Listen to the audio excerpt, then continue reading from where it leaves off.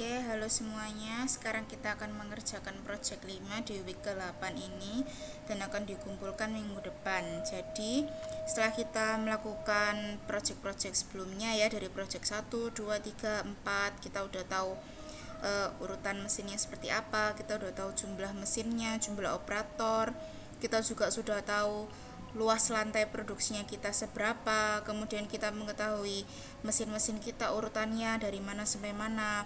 Dan sekarang di minggu ini kita akan belajar gimana caranya meletakkan mesin itu ada di kiri atas, mesin ini ada di kanan atas, yang satunya di kanan bawah dan sebagainya. Gimana caranya kita bikin satu mesin itu ada di sebelah mana. Nah, itu kita pakai cara supaya tahu letak optimalnya itu dengan software Lingo. Nah, pertama-tama kita isi dulu Excel template-nya ini. Nanti kalian bisa download ini di ULS. Ada 4 yang harus kita isi. Pertama yang ini, kedua ini, yang ketiga ini, yang keempat ini. Jadi ngisinya yang putih saja, karena yang kuning-kuning ini nanti itu adalah tempatnya output dari software Lingo. Jadi nggak perlu diisi. Yang kita isi cukup yang putih-putihnya aja. Jadi dari yang kiri atas, kiri bawah, kanan atas. Nah, di sini ini adalah urutan dari iterasi yang paling optimal yang udah kalian kerjakan di project sebelumnya, yaitu yang optimal adalah iterasi keempat. Iterasi keempat yang optimal, maka kita tulis di sini adalah iterasi yang paling optimal, yaitu yang keempat. Nah, terus di sini kita isikan from to-nya. From to dari project yang keempat. Jadi ceritanya ini yang iterasi keempat kan ya. Ini aku ngawur aja angkanya. Kita langsung inputkan di yang pertama ini. Oke, kenapa kok yang storage ini aku kuningin? Karena yang storage ini nggak kita pakai. Karena storage itu letaknya ya udah di situ. Jadi kita nggak menghitung beban perpindahannya. Kita nggak menganggap bobot perpindahannya. Tapi yang bisa kita pindah-pindah, bisa kita atur letaknya di sini dan di sana, itu adalah mesin-mesinnya kita. Jadi yang kuning ini yang kita nggak pakai. Kita mulai dari mesin circle sampai planer. Sini juga circle sampai planer. Dan di sini angkanya 1 sampai 7 ya kita anggap circle itu 1, rush 2 dan planner itu 7 gitu ya. Berarti yang pertama kita letakkan 80 ini di 1 ke 2, from to chart. Jadi from circle to rush, from 1 ke 2 jadi 80. Dari 1 ke 2. Oke, dari 1 ke 2 kita isi 80. Terus ini dari 2 ke 3 10, 2 ke 3 10. Terus sebelahnya 5, sebelahnya lagi 200, bawahnya 15, 60. Ini kita isikan semuanya di tabel yang ini sesuai dengan bobot perpindahannya kalian. Makanya kemarin waktu lagi koreksi yang project 4 aku beritahu kalian bahwa masih ada yang salah bobot perpindahannya. Nah, itu kemungkinan dari project 2 masih kurang tepat.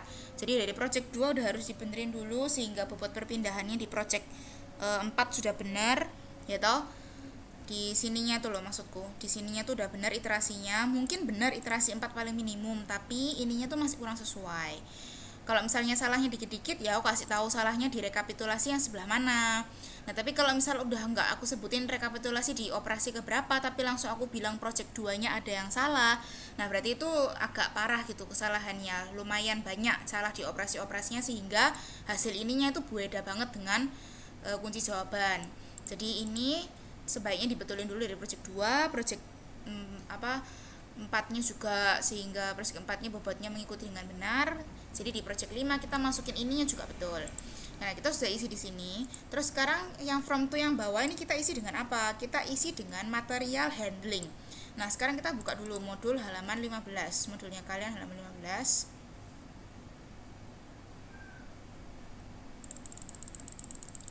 Buka halaman 15, kita lihat material handling. Kita pakai kereta dorong atau yang lainnya, ya kan? Kalau dengan tenaga kerja ya kita nggak usah nganggap kan, karena dengan tenaga kerja. Masalahnya kita lagi bahas tentang mesin. Jadi kita pakai yang kereta dorong. Diketahui biaya persatuannya 20. Jadi ini udah selesai. Kita lihat lagi di sini. Setiap kali yang ada isinya kita isi 20. Berarti di sini 20, 2 ke 3 20. Semuanya yang ada isinya, isi bobot perpindahannya kita isi dengan 20. Kayak gitu. Ini dan ini. Oke, udah selesai. Ctrl S, kita save dulu. Nah, sekarang kita pindah ke yang kanan. Kalau tadi yang 2 ini kita lihat dari project 2, ya benar project 2. Sekarang kita lihat project 3. Nih project 3. Misalkan hasil akhirku tuh seperti ini.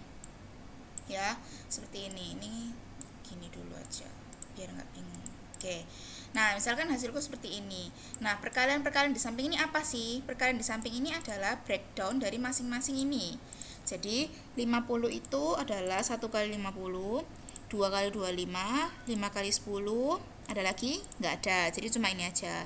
Dan sama dengan ini adalah penjumlahan dari masing-masing faktornya. Jadi 1 kali 50, 1 ditambah 50, 51.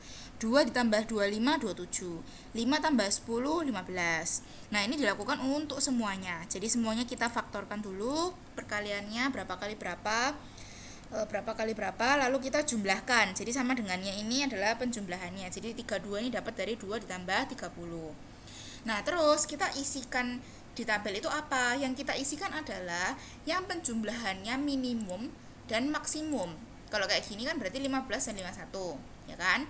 Jadi di 50, ya sebelum kita isi itu kita isi ini dulu aja. Jadi di AL ini kita isikan total areanya. Jadi ini kita copy, kita paste di sini. Sudah selesai. Nah, sekarang PI1 dan PL2 kita isikan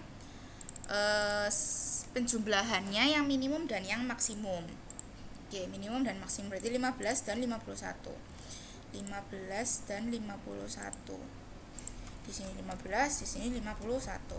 Terus yang kedua yang 10 udah pasti, cuma 2 ya, dua-dua nih, 7 dan 11.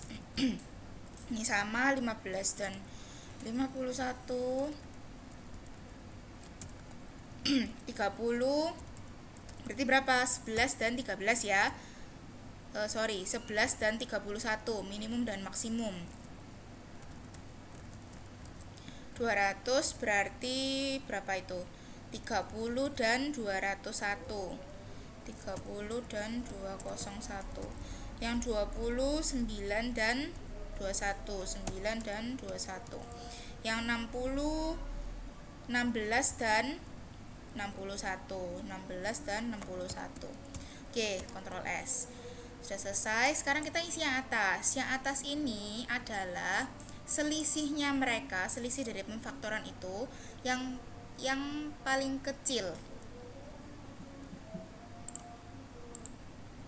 Selisih dari perkalian ini yang paling kecil. Jadi misalkan nih selisihnya perkalian ini pemfaktoran ini berapa? 50 dan 1 berarti selisihnya 49. Kalau yang ini selisihnya berapa?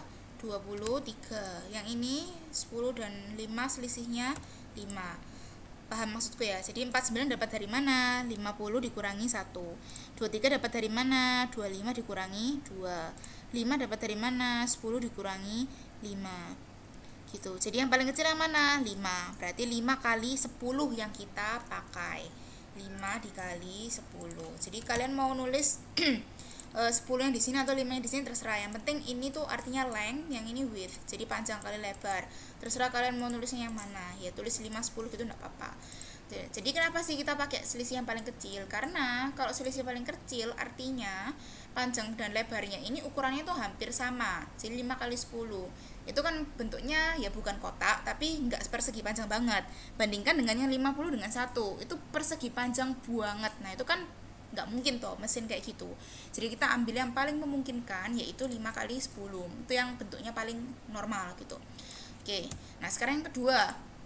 10 minus 1, 9. 5 minus 2, 3. Berarti kita pakai yang ini. 2 dan 3. Jadi kita isi length 1 dan width 1. Nanti yang length 2, width 2 buat apa? Yaitu nanti kita selesaikan dulu ini. Yang ketiga, ini 49, ini 23, ini 5. 5 dan 10. Terus yang keempat, ini 29, ini berapa? 13, ini 7, ini 1. Berarti ini 5 kali 6. 5 kali 6. Berikutnya ini gede banget. Nah, ini ya 10 ya. 10 kali 20.